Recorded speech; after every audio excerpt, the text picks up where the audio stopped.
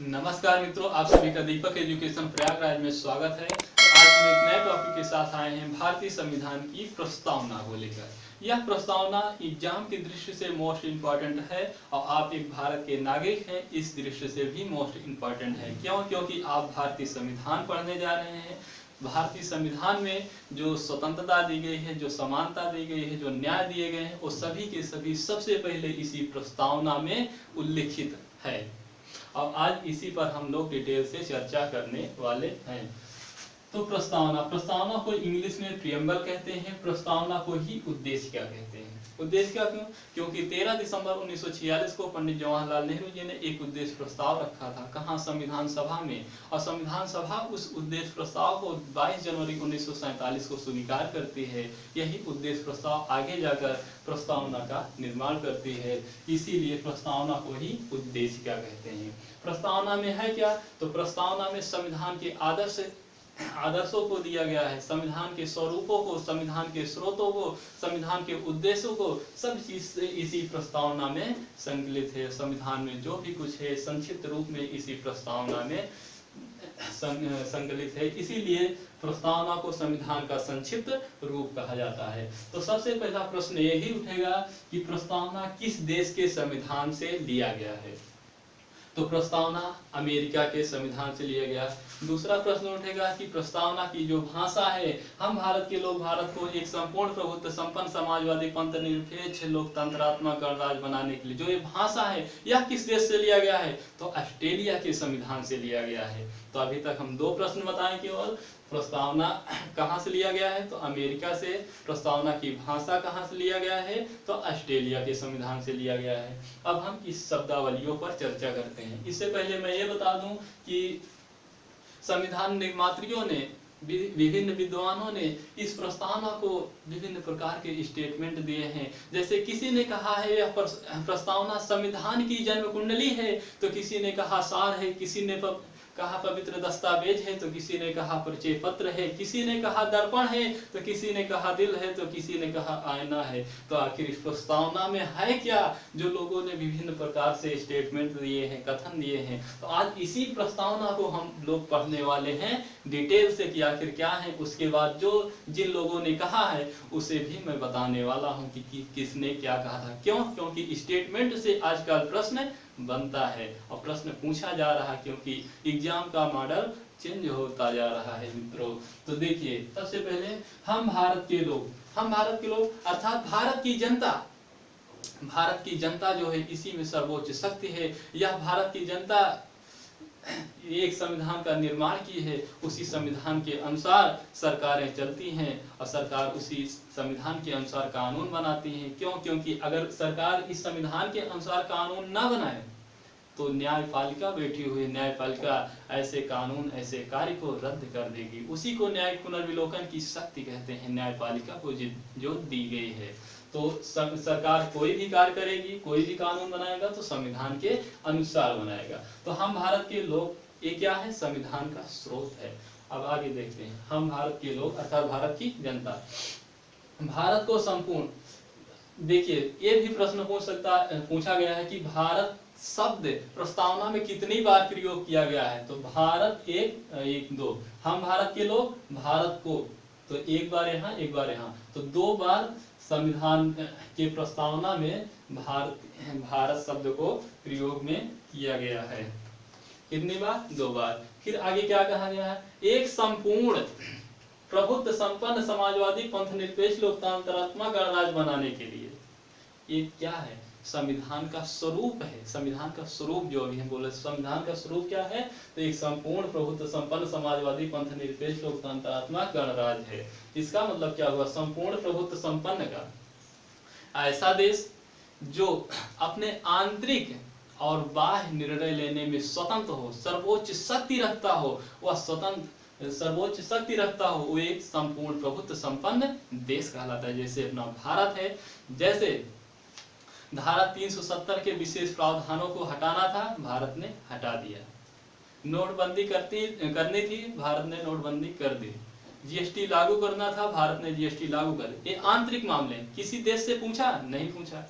बाह्य मामले, जैसे हमको किस देश से मित्रता करनी है, किस देश को शत्रु बनाना है, अपना दुश्मन बनाना है, किस देश से संधि करना है, किस देश से समझौता करना है, भारत अपने आप में स्वतंत्र है।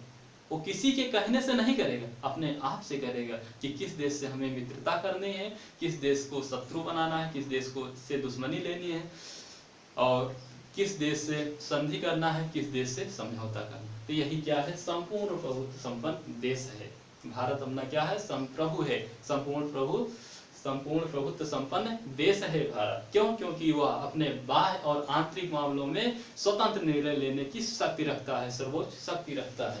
तो यही है संपूर्ण प्रभुत्व संपन्न का अर्थ। अब समाजवादी की बात हम करें तो सबसे पहले यह आपको पता होना चाहिए कि मूल संविधान में नहीं था। एक पहले 100वां संविधान संशोधन होता है 1976 में, उसी के तहत 3 शब्द जोड़े जाते हैं, समाजवाद, पंथ निरपेक्ष और अखंडता जैसे 3 शब्द जोड़े जाते हैं। समाजवाद, पंथ निरपेक्ष और अखंडता जैसे 3 शब्द जोड़े जाते हैं। कब? 42वें संविधान संशोधन 1976 का। समाजवाद नेहरू के विचारधारा से प्रेरित है। समाजवाद साम्यवाद का समाजवाद नहीं, कार्ल मार्क्स का समाजवाद नहीं। क्यों? क्योंकि वो वर्ग संघर्ष पर वो चलता है। वो कोई भी अधिकार मांगना होगा तो संघर्ष करेगा, लेकिन भारत ऐसा समाजवाद नहीं है। भारत लोकतंत्रात्मक समाजवाद है।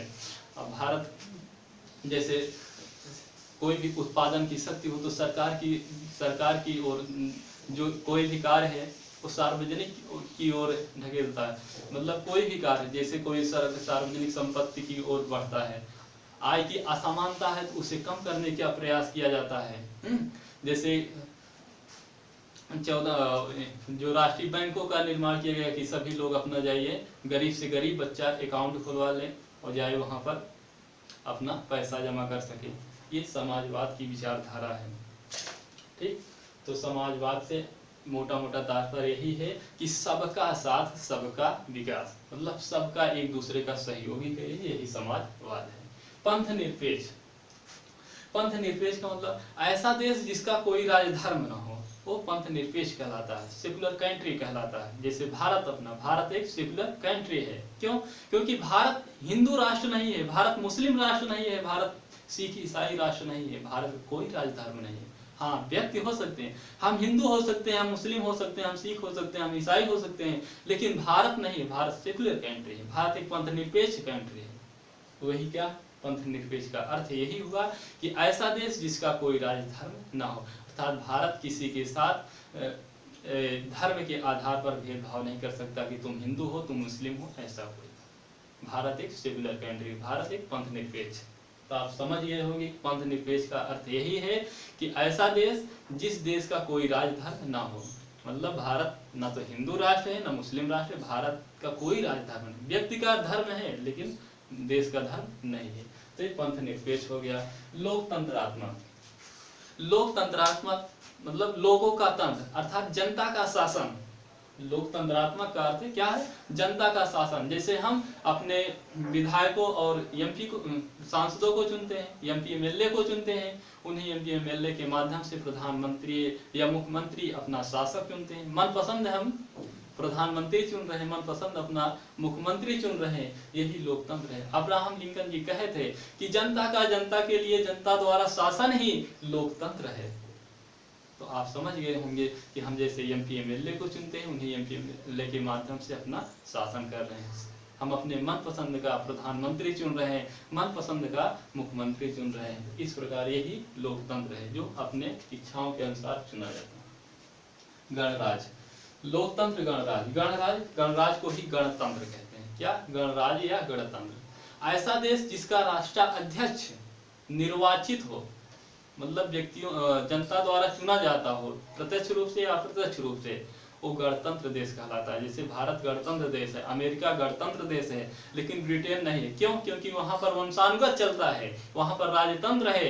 राजा का पुत्र राजा होगा, राजा का पुत्र राजा होगा, राजा का पुत्र राजा होगा। वहां पर वंशानुगत चल रहा है। वहां का जो राष्ट्राध्यक्ष है, जो देश का मुखिया है, जो देश का राजा है, वो वंशानुगत चल रहा है, राजा का पुत्र राजा। लेकिन भारत में ऐसा नहीं है। भारत में कोई भी उम्मीदवार भारत का राष्ट्रपति बन सकता है। यहाँ क्यों? क्योंकि यहाँ पर निर्वाचित होता है। यहाँ हम लोग प्रत्यक्ष रूप से नहीं निर्वाचित कर, लेकिन हमारे MP MLA तो उसमें चुनाव में राष्ट्रपति के भाग ले रहे हैं, हमारे MP MLA चुन रहे हैं, इस तरह से निर्वाचित हुए हैं हमारे राष्ट्रपति। तो वही गणतंत्र है। तो आप समझ गए, हम भारत के लोग भारत को एक संपूर्ण प्रभुत्व संपन्न समाजवादी पंथ निरपेक्ष लोकतंत्रात्मक गणराज्य बनाने के लिए अब आगे क्या किया, उसके समस्त नागरिकों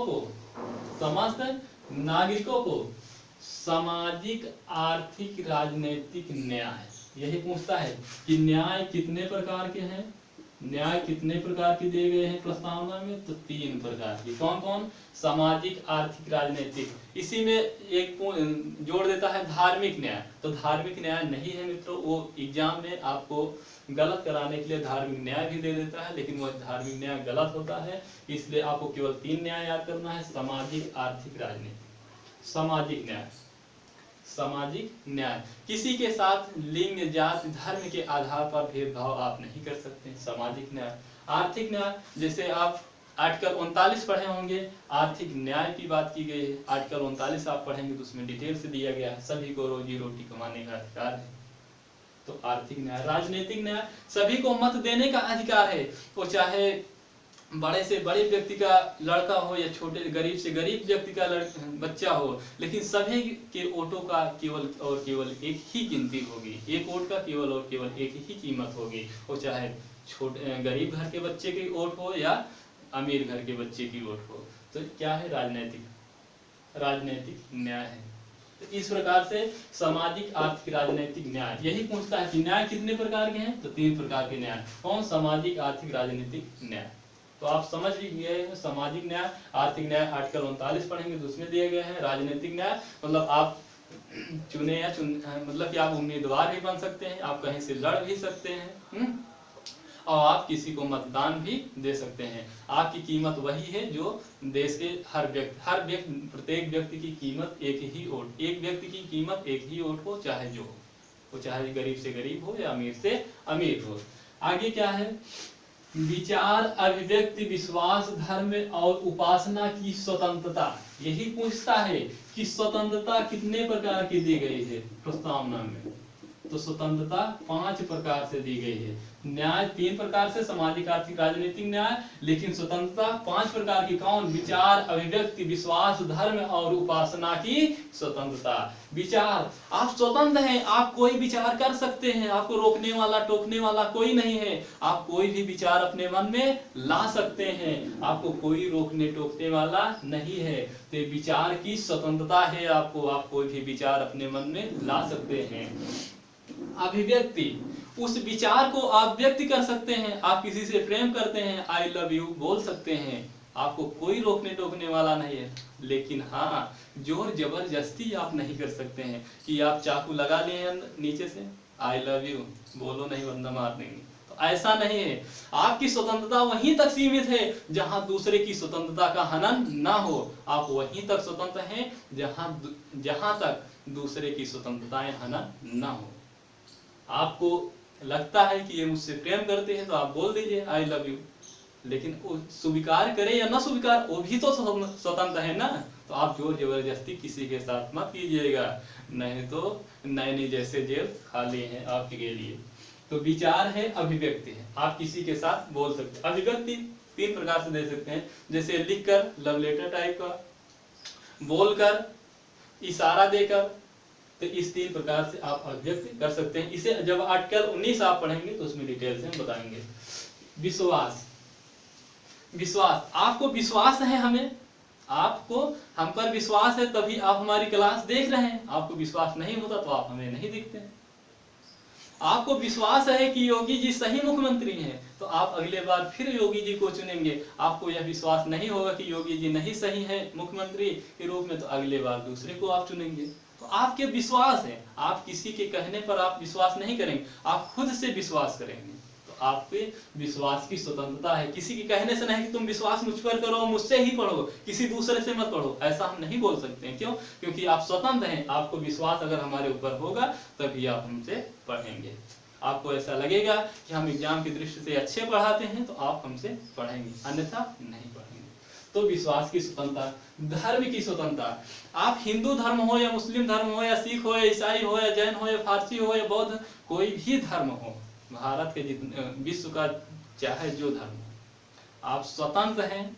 आप कोई भी धर्म अपना सकते हैं, कोई धर्म छोड़ सकते हैं, आपको कोई टोकने वाला नहीं है। लेकिन हाँ, आप किसी का धर्म परिवर्तन जोर जबरदस्ती से नहीं कर सकते हैं। नहीं, योगी जी का कानून आ गया है, आपको अंदर कर देंगे 6 महीने 1 साल या 10 लाख का जुर्माना भी लगा सकते हैं। तो आप जोर जबरदस्ती नहीं कर सकते हैं।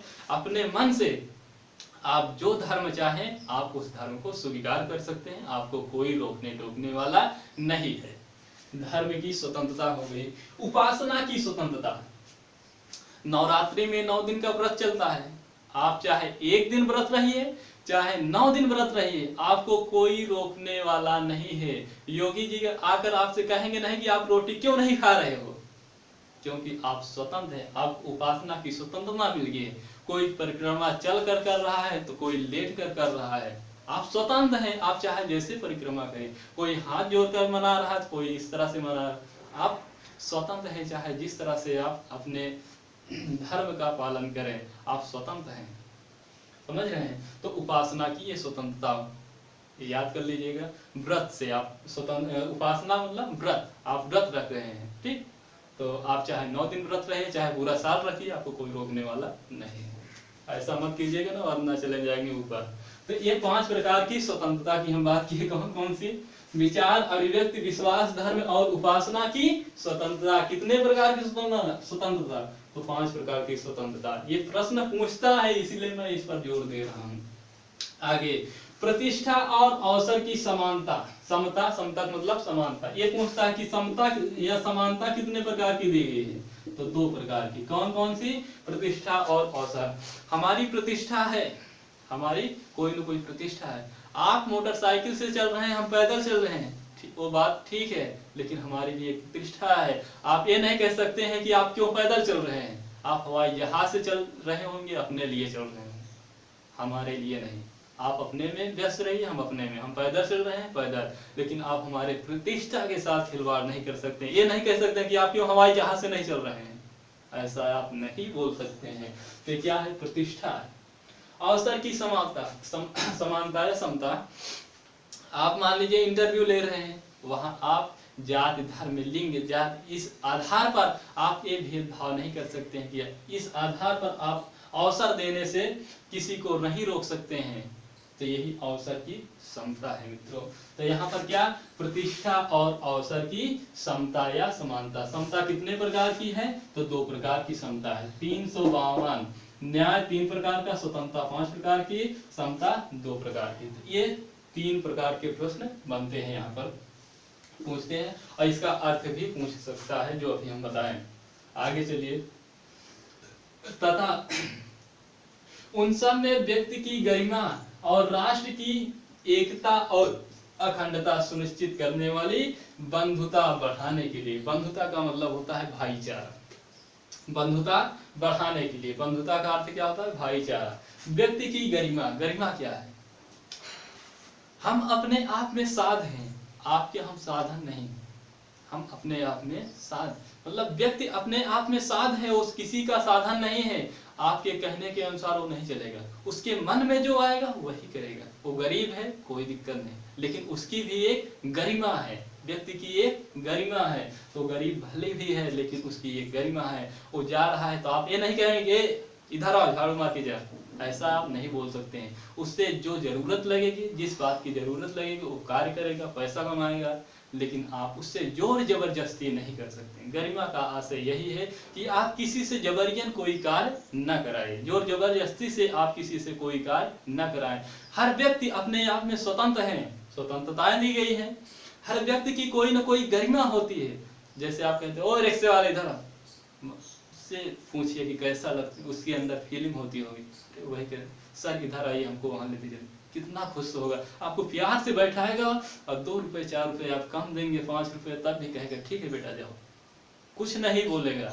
लेकिन आप वही कहेंगे, ए रिक्शे वाले इधर आओ, ले चलो, वहां ले जाएगा, आपसे पैसा भी लेगा। अगर आप ज्यादा बोलेंगे तो आपसे गाली से बात करेगा। तो यही है गरिमा। समझिए, तो हर व्यक्ति का कोई न कोई, हर व्यक्ति का एक गरिमा होती है, उस गरिमा के साथ कोई खिलवाड़ नहीं। और गरिमा अगर व्यक्ति की बनी रहेगी, जाति धर्म इस आधार पर अगर किसी के साथ भेदभाव नहीं हो रहा है, गरिमा बनी रहेगी, और तो क्या होगा, राष्ट्र यानी देश की एकता भी बनी रहेगी। जैसे हिंदू मुस्लिम सिख ईसाई हम सब हैं भाई भाई, जो गाना म्यूजिक आया जो निकला बहुत ही अच्छा था, इसी एकता का वो प्रतीक था, एकता का प्रतीक था कि हम हिंदू मुस्लिम सिख ईसाई सब लोग क्या हैं, भाई भाई हैं। इस तरह से जब आप व्यक्ति की गरिमा बने रहेगी तो उसके अंदर भाईचारे की भाव आएगी, तो एकता बनेगा, पूरे देश का एकता बनेगा। और देश का जब एकता बने रहेगी तो अखंड भारत, भारत कैसा देश है, अखंड भारत है, भारत से कोई राज्य अलग नहीं हो सकता है, वो चाहे चाइना लग जाए या पाकिस्तान या कोई अदर देश कोई भी लग जाए, लेकिन भारत की अखंडता को खंड खंड नहीं कर सकता है। जैसे मैं कहूँ आपको खंड खंड कर दूंगा, तो भारत ऐसा देश है कि जिसे कोई खंड खंड नहीं कर सकता। भारत एक अखंड देश, और कैसे बना रहेगा, अगर व्यक्ति की गरिमा आप बनाए रहेंगे, आप किसी के साथ भेदभाव नहीं करेंगे, हर व्यक्ति के साथ अच्छा व्यवहार रखेंगे, चाहे वो निम्न कास्ट हो या उच्च कास्ट हो या हिंदू हो या मुस्लिम हो। इससे आप ये सब दिमाग में जो है ना, इसे निकाल दीजिए और सब व्यक्ति के साथ अच्छे से व्यवहार करेंगे तो उसकी गरिमा बनी रहेगी। तो आपको भैया कहकर बुलाएगा, और जब भैया कहकर बुलाएगा तो इसका मतलब भाईचारा बना है तो पूरे देश की एकता बने रहेगी, और जब पूरे देश की एकता बने रहेगी तो भारत अखंड भारत रहेगा। भारत कोई खंड नहीं कर सकता है, चाहे पूरा विश्व लग जाए, कोई भी खंड नहीं कर सकता है अपने भारत को। तो यही है व्यक्ति की गरिमा और राष्ट्र की एकता अखंडता सुनिश्चित करने वाली बंधुता बढ़ाने के लिए। आगे क्या लिखा है, दृढ़ संकल्प होकर अपने इस संविधान को सभा में आज तारीख 26 नवंबर 1949 ईस्वी को एतद द्वारा इस संविधान को अंगीकृत, अधिनियमित और आत्मा अर्पित करते हैं। 3 शब्दावली फिर से आ गई, अंगीकृत, अधिनियमित और आत्मा अर्पित करते हैं। इसका अर्थ क्या हुआ, अंगीकृत का मतलब धारण करने से, अर्थात हम संविधान को धारण कर रहे हैं, अंगीकृत कर रहे हैं, स्वीकार कर रहे हैं। अधिनियमित, जो भी इस संविधान से कानून बनाया जाए, अधिनियमित का मतलब अधिनियम से ले लीजिए, जो भी कानून भारतीय संविधान से बनेगा उस कानून का हम पालन करेंगे। इस संविधान के जो कानून बना है, संविधान जो बना है, इसे हम अधिनियमित करते हैं, इसे हम स्वीकार करेंगे, अधिनियमित करेंगे, मानेंगे। और आत्मा अर्पित, अपने आत्मा के ऊपर अर्पित करेंगे। और जब किसी चीज को अपने आत्मा के ऊपर जब अर्पित हो जाता है ना मित्रों, तो हमेशा उसके आप गुलाम बन जाते हैं। जैसे किसी से आप प्यार किया है तो उसके पहला प्यार कहते हैं, छोड़ो। तो अंगीकृत, अधिनियमित और आत्मा अर्पित मतलब अपने आत्मा के ऊपर। अंगीकृत का मतलब स्वीकार करना, अधिनियमित का मतलब लागू करना, किसके ऊपर, अपने ऊपर, आत्मा अर्पित के ऊपर। तो इस तरह से 3 शब्दावली में अंगीकृत, अधिनियमित और आत्मा अर्पित। तो इस तरह से ये संविधान की प्रमुख शब्दावलियों का हमने व्याख्या किया। आई होप आप लोगों की समझ में आ गया होगा। एक बार फिर से, हम भारत के लोग भारत को संपूर्ण प्रभुत्व संपन्न समाजवादी पंथ निरपेक्ष लोकतंत्रात्मक गणराज्य बनाने के लिए तथा उसके समस्त नागरिकों को सामाजिक आर्थिक राजनीतिक न्याय, कितने प्रकार के न्याय, 3 प्रकार के न्याय। ये न्याय पूछ सकता है किस देश के संविधान से लिया गया है, तो आपको पता होगा 1917 में रूस की क्रांति होती है, उसी क्रांति से उभरा हुआ न्याय शब्द को लिया गया है। और कितने प्रकार के न्याय, 3 प्रकार, सामाजिक आर्थिक राजनीतिक न्याय।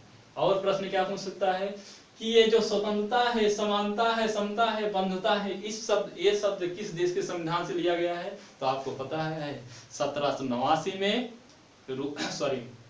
फ्रांस की क्रांति होती है। उस फ्रांस की क्रांति में 3 आदर्श शब्द निकलते हैं, स्वतंत्रता, समानता, बंधुता। फ्रांस की क्रांति अर्थात फ्रांस के संविधान से लिया गया है स्वतंत्रता, समता, बंधुता। ये प्रश्न पूछता है। और प्रश्न पूछ सकता है कि संविधान का स्वरूप क्या है, तो संविधान का स्वरूप यही है, संपूर्ण प्रभुत्व संपन्न समाजवादी पंथ निरपेक्ष लोकतंत्रात्मक गणराज्य। ये 5 शब्द जो हैं ये संविधान का स्वरूप है। और उद्देश्य और इसका क्रम भी पूछता है। इसको क्रम से आप याद कर लें। संपूर्ण प्रभुत्व संपन्न समाजवादी, संपन्न के बाद समाजवादी, फिर पंथ निरपेक्ष बीच में है, उसके बाद लोकतंत्रात्मक गणराज्य। तो इस तरह से आप क्रम याद कीजिएगा। फिर पूछता है संविधान का उद्देश्य क्या, संविधान के उद्देश्य कौन कौन से हैं। तो देखिए न्याय है, स्वतंत्रता है, समता है, बंधुता है, राष्ट्र की एकता है, ये सब क्या है संविधान के उद्देश्य हैं। तो इतने प्रश्न इन शब्दावलियों से बनते हैं मित्रों। अब हम आगे बात करें इसमें से, और ये पूछता है जरूर न्याय कितने प्रकार के हैं, तो 3 प्रकार के न्याय हैं। कौन, सामाजिक, आर्थिक, राजनीतिक। स्वतंत्रता कितने प्रकार की दी गई है प्रस्तावना में, तो 5 प्रकार की। कौन कौन, विचार, अभिव्यक्ति, विश्वास, धर्म और उपासना की स्वतंत्रता। समानता कितने प्रकार की, 2, प्रतिष्ठा और अवसर की समता। तो इस प्रकार से इतना प्रश्न बनता है। अब प्रश्न ए पूछता है, अब प्रश्न यहाँ पर ए बनता है कि संविधान में संशोधन किया जा सकता है या नहीं। तो इसके लिए 2 केस आता है। एक 1960 में आता है मित्रों बेरूबारी का केस, बेरूबारी संघ केस। बेरूबारी संघ केस कब आता है मित्रों, 1960 में यह केस आता है। तो इस केस में न्यायालय कहता है कि ये जो प्रस्तावना है ये संविधान का भाग नहीं है, अर्थात इसमें संशोधन नहीं किया जा सकता। किस केस में कहा जाता है, तो 1960 के बेरूबारी केस में क्या कहा जाता है कि यह संविधान का अंग नहीं है, संविधान का भाग नहीं है, अतः इसमें संशोधन नहीं किया जा सकता। किसमें, प्रस्तावना। ठीक इसके 13 साल बाद मित्रों आता है 1973 में, ठीक इसके 13 साल बाद आता है एक केस 1973 में, केशवानंद भारती केस।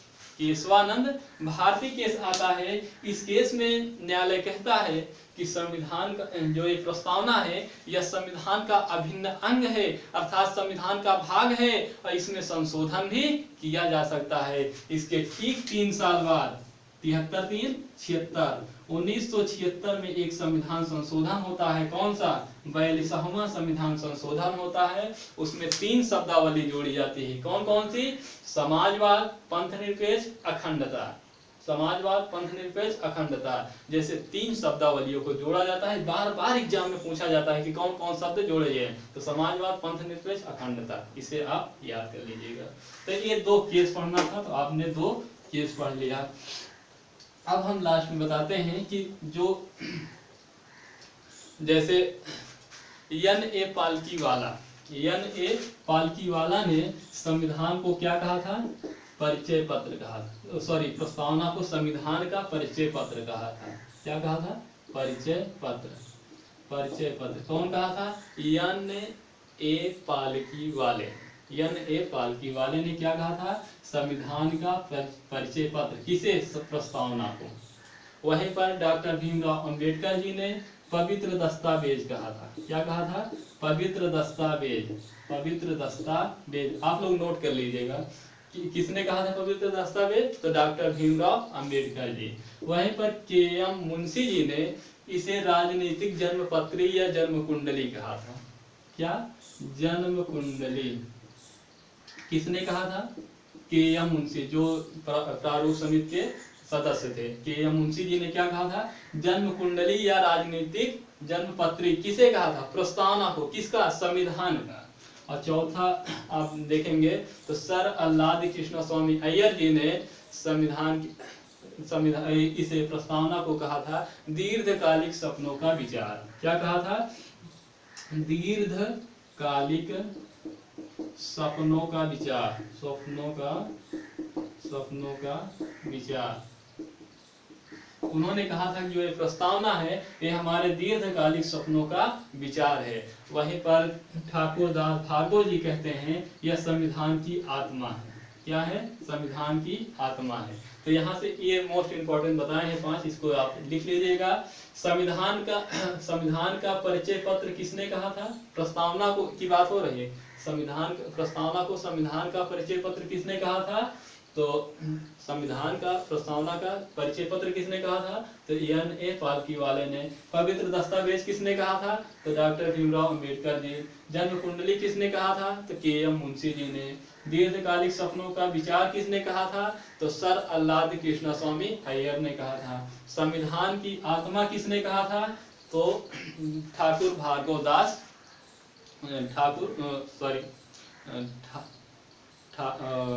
ठाकुर दास भार्गव जी ने कहा था। उनका नाम कंफ्यूजन हो जाता है, किसी किताब में लिखा गया है ठाकुर दास भार्गव, तो किसी किताब में लिखा गया है ठाकुर भार्गव दास, तो इसमें कंफ्यूज मत होइएगा। ठाकुर दास भार्गव ने क्या कहा था? संविधान की आत्मा। अब आप लोग कंफ्यूज हो रहे होंगे कि डॉक्टर भीमराव अंबेडकर की आत्मा, संविधान की आत्मा डॉक्टर भीमराव अंबेडकर जी आर्टिकल 32 को कहा था। किसे?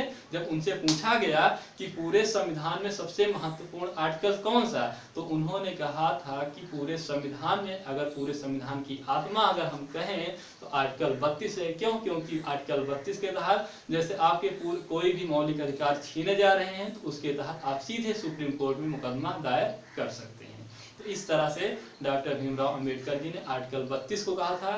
लेकिन संविधान की आत्मा प्रस्तावना को किसने कहा था? तो ठाकुरदास भार्गव जी ने कहा।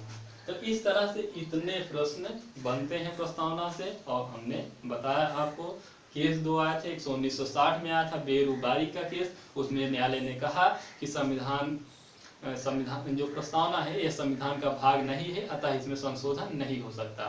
लेकिन इसके ठीक 13 साल बाद आता है 1973 में केशवानंद भारती का केस। उसमें ये कहा जाता है कि यह संविधान का अभिन्न अंग है और इसमें संशोधन भी हो सकता है। इसी के आधार पर 3 साल बाद 1976 में 42वां संविधान संशोधन होता है और उसके तहत 3 शब्द जोड़े जाते हैं। कौन कौन? समाजवाद, पंथ निरपेक्ष, अखंडता। इतना बार बता चुके हैं इस शब्द को कि वैसे ही आपको याद हो गया होगा, और ना याद होगा तो लिख कर एक बार याद कर लीजिएगा, क्योंकि ये मोस्ट इम्पॉर्टेंट शब्दावली है। तो इस तरह से यह संविधान की प्रस्तावना भी हुई, और इसके जो शब्दावलियां हुई इस पर हम लोग चर्चा कर ही चुके हैं। तो इस तरह से हमारी भारतीय संविधान की प्रस्तावना समाप्त होती है। यह वीडियो आपको पसंद हुआ हो तो आप एक लाइक मारिएगा, और सब्सक्राइब अगर ना किए हो तो कर लीजिएगा, और अपने दोस्तों को जरूर बताइएगा, क्योंकि आप बताएंगे नहीं तो आपका दोस्त कैसे जानेगा कि हमारी जो संविधान की प्रस्तावना है ये किस तरह से है। तो ठीक है, थैंक यू मित्रों, धन्यवाद, शुक्रिया।